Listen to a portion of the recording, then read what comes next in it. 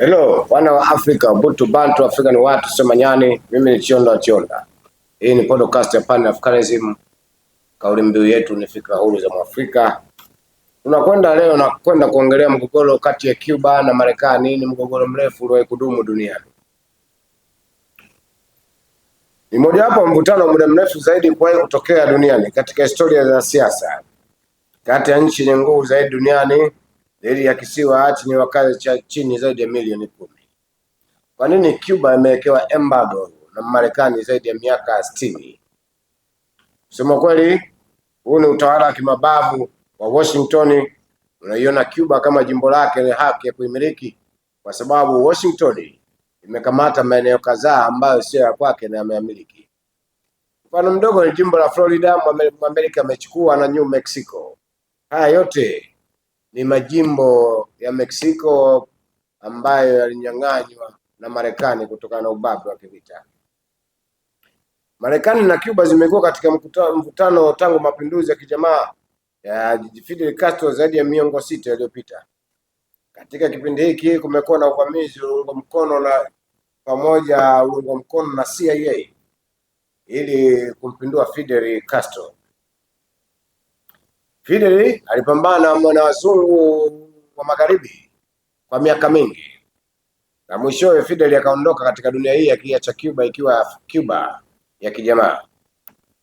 Madaraka akachukua ndugu yake Raul Castro, akachukua madaraka, naye mwisho wake muda ukafika akaondoka, lakini bado mustakabali wa amani kati ya Cuba na Marekani haupatikani.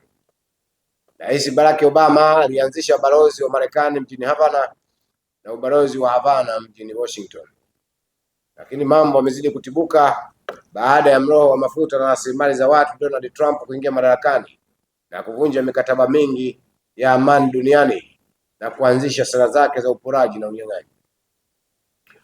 Hadi sasa Cuba iko under threat kushambuliwa na Marekani, kwa sababu Marekani anaona Cuba ni tishio kwa sababu ya usalama wake. Akumbuki usalama wake ulikuwa tete kipindi kile inaitwa mgogoro wa nyuklia wa Cuba, wakati Khrushchev akilala na viatu mjini Petersburg katika bunge la Duma, bunge likishinikiza Russia itumie nyuklia. Wakati huo rais wa Marekani akiwa anahangaika bwana Kennedy kusolve mgogoro huu, lakini Trump anaendelea kutaka kuwatawala watu wa Latin America na Amerika Kusini kwa policy, American policy, ambayo sera za mambo ya nje ya Marekani ambazo ni unyonyaji na ukandamizaji. Mataifa yote Marekani anayoita ni majina mabaya, ni mataifa yanayojitosheleza kirasilimali. Ukisikia Marekani anakuita wewe ni adui, ina maana kuna maslahi ambayo wewe umegoma asiachukue kwa jinsi anavyotaka yeye. Yeye kama dunia inavyoelewa, amejivika kofia ya ukamanda na amejivika vyeo mabegani, akishika mtutu pamoja na darubini na kupinga kuangalia usalama wa dunia. Lakini sio usalama wa dunia, Marekani anaangalia usalama wa maslahi yake, akisema yeye ni mlinzi wa demokrasia. Cuba inakiuka haki za binadamu, wakati Marekani ina raia wake mamilioni wakilala njaa, hawajui pa kula, hawajui pa kupata matibabu. Mamilioni ya vijana wake wamegeukia kutumia fentanyl, madawa ya kulevya mapya yaliyotengenezwa na makampuni ambayo yanapigiwa upatu na Washington, huku wakitengeneza kampeni chafu za kusema wanapambana na madawa ya kulevya maeneo ya Ecuador pamoja na Honduras. Huku Ecuador na Honduras kisapotiwa na CIA katika biashara haramu na chafu za kuua vijana nguvu kazi ya mataifa haya. Kwa hiyo mgogoro huu, vizazi vya Cuba na Marekani vimeishi katika uadui wa kisiasa ambao ndio haujatatuliwa. Katika miongo michache iliyopita, nchi zote mbili zimedumisha utulivu wa mvutano wa kupanda na kushuka, lakini kundi la Donald Trump, kurudi kwa Donald Trump katika ikulu ya White House mwaka 2025 umeongeza mvutano zaidi.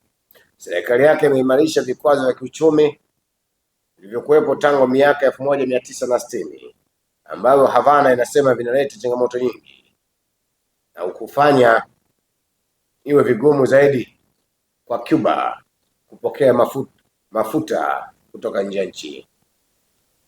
Cuba ni imewekewa vikwazo vya mafuta.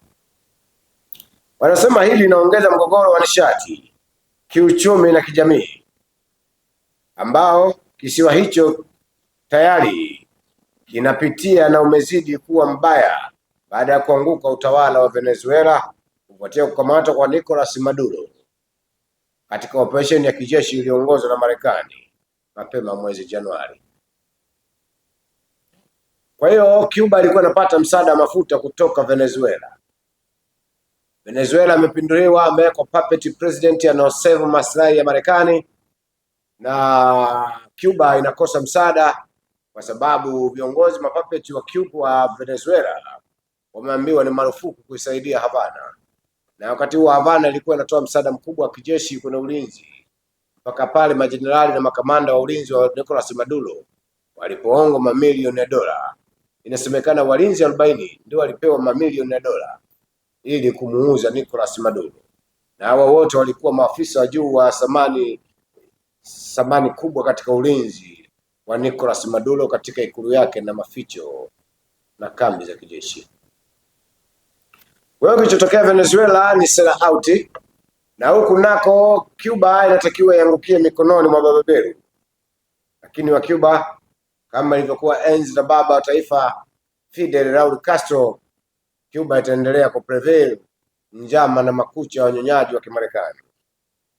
Wanasema Februari 15 mwaka 1898 meli ya kivita ya Marekani inaitwa Maine ililipuka katika bandari Havana. Zaidi ya wafanyakazi 260 walifariki. Baada ya kuzama, uchunguzi wa mahakama ya kijeshi ya wanamaji wa Marekani ilihitimisha kwamba meli iliharibiwa na bomu la chini ya maji. Hii inaitwa Father Flag Operation, scapegoat in order to find to lure your enemy under your weapon. Kwa hiyo huu ni mkakati wa uongo waliofanya wenyewe wa Marekani kuzamisha meli yao. Ni kawaida yao, ni kawaida ya Marekani kufanya Father Flag Operation, 9/11, Tonkin Gulf, kule Vietnam. Haya yote tunajua ni mengi wanafanya Father Flag Operation. Hivi ninavyoongea Marekani wana mpango wa kufanya Father Flag Operation ndani ya United States ili mradi kumpa kesi bwana Jamhuri ya Kiislamu ya Irani ya kwamba imeshambulia ardhi ya Marekani ili waanzishe total war na kupata muungano wa mabunge na wananchi wa Marekani. Hiyo ni faili la Epstein file ndio linalosema masuala haya. Siri zote zimewekwa. Huyo ndo Marekani. Kama unakumbuka, Marekani alilipiza kisasi kutokana na ile bomu iliyofanya wafanyakazi 260 wa Marekani wafe. Marekani akaamua kuunda vikosi kuchukua nafasi ya Batista ambao waliondolewa na Fidel Castro, watuma kwenda kuisumbua serikali ya Havana iliyokuwa inaongozwa na Fidel Castro. Wanasema tuhuma ziliwekwa kwa Uhispania kisha zikahusisha vita dhidi ya waasi wa Cuba ambapo walikuwa wakipigana tangu uhuru wao tangu mwaka 1895. Mwezi Aprili, Marekani iliingia kati mapigano haya ikianzisha vita dhidi ya Uhispania ambayo viliondoa umiliki wa Hispania juu ya Cuba baada ya zaidi ya karne 4 za ukoloni. Hii ndio inaitwa Father Flag Operation. Wamarekani wakalipua meli yao wenyewe, wakawaambia watawala wa Cuba wa kikoloni wa kipindi hiko wanaitwa Hispaniola ya kwamba wao walipiga meli. Kwa hiyo Marekani hana kingine ni kuingia vitani, kwamba Spain na waasi walioko Cuba walihusika kuipiga meli ya Marekani. Marekani akaingia vitani, nia ni kuchukua majimbo ya Spain pamoja na Cuba. Cuba wakampandikiza Batista kuwa dikteta wa maisha wa Havana. Mwezi Aprili wanasema zaidi ya karne moja Mwaka 1976 uchunguzi uliofanywa na jeshi la wanamaji la Marekani ulihitimisha kwamba mlipuko huo ulisababishwa na moto wa ndani uliolipua silaha za meli hiyo na sio bomu la Uhispania au hujuma. Sasa muda ulifika, siri zao zikafichuka ya kwamba hii ni father flag operation iliyofanywa na wao wenyewe. Kwa hiyo hausiki Uhispania. Vita ilifanyika mwaka 1895. Ukweli unakuja kupatikana mwaka 1970. Ni nani anafaa kulipa fidia? Je, ukweli huu unasaidia lolote katika ukweli wa ulimwengu? Hapana. Waliolitaka limetimia. Waliolitaka limetimia. Kufuatia kushindwa kwa Uhispania, uchumi wa Cuba, miundombinu na viwanda viliharibiwa na vita. Nchi ilihitaji kujengwa upya na Marekani ilikuwa na jukumu muhimu katika hili. Wafanyakazi na wafanyabiashara wa Marekani walipata fursa za kuingia moja kwa moja katika uchumi wa Cuba. Profesa Michael Bustamante wa Chuo Kikuu cha Miami nchini Marekani anaiambia BBC Mundo ya kwamba kati ya mwaka 1898 1902 Cuba ilijiendelesha kama nchi inayolindwa na Marekani. Haikupata uhuru wake rasmi hadi mwaka 1902. Hata hivyo, katiba ya kwanza ilikuja na maandishi kidogo na kuwekewa kisiwa hicho chini ya ushawishi wa moja kwa moja wa Washington. Ilikuwa jamhuri huru, lakini ikiwa na kiwango dhahiri cha udhibiti wa nje ya siasa kutoka Amerika, ambalo ilidai haki ya kuingilia mambo ya ndani ya Cuba. Anasema Bustamante, kifungu namba 3 cha katiba iliipa Marekani haki ya wazi kuingilia kati. Katiba hiyo kwa mfano ilihusu uwepo kwa kituo cha jeshi la majini cha Guantanamo ambacho bado kinafanya kazi chini ya udhibiti wa Marekani hadi hivi sasa. Mapinduzi ya Castro ya mwaka 1950, viwanda vya ndani vya mali ya Cuba vilikuwa na uzito katika uchumi wa taifa, lakini viwanda na mitaji hiyo iliendelea kuathiriwa na sanaa na makampuni ya Marekani. Vitu muhimu kama vile nikeli, umeme, mawasiliano, simu na fedha vilidhibitiwa na serikali ya Marekani. Uhusiano wa kiuchumi kisiasa kati ya majirani hao wawili ulikuwa karibu. Mabango ya Coca-Cola na magari ya Marekani ambayo bado yanaonekana barabarani hadi leo yanaonekana katika mitaa ya miji mikuu ya Havana. Katika kisiwa hicho, ustawi wa anasa viliambatana na ukosefu wa usawa na ufisadi. Marekani iliunga ufisadi mkono kule Cuba. Ilimpa Batista madaraka, akawa anaimiliki Cuba kama taifa lake binafsi. Mwaka 1952 Fulgencio Batista, mwanajeshi ambaye alitawala Cuba kidemokrasia kati ya mwaka 40 hadi 44, alifanya mapinduzi na kunyakua madaraka. Kutoridhika miongoni mwa watu kuliongeza matatizo ya kisiwa hicho, na kule kuingiliwa na Marekani ilimuunga mkono Batista moja kwa moja. Serikali zingine za kimabavu za Cuba kama ile Gerardo Machado kati ya mwaka 1925 mpaka mwaka 1933. Marekani ilitekeleza ukoloni mamboleo huko Cuba kwa njia nyingi. Hisia za chuki dhidi ya utawala wa Cuba. Utawala wa Marekani haikuwepo tu kwa wale wa mlengo wa kushoto, bali pia kwa wale wenye itikadi mbalimbali, asema Batista. Miongoni mwa waliochukizwa na Rio, waliotaka mabadiliko hali irudi kabla mapinduzi ya Batista, huku wengine wakitaka mapinduzi ya kitaifa ya uchumi ambayo yanatapunguza utegemezi kutoka Amerika.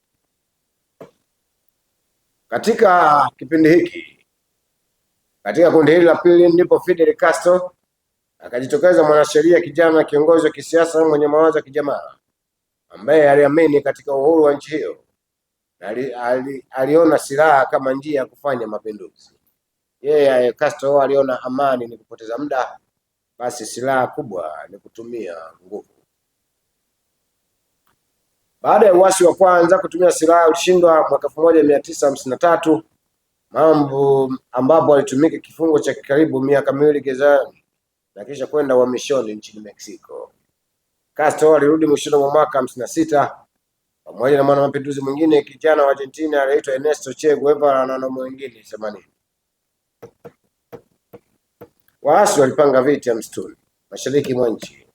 Katika kipindi cha zaidi ya miaka miwili, uasi ulienea kote kisiwani.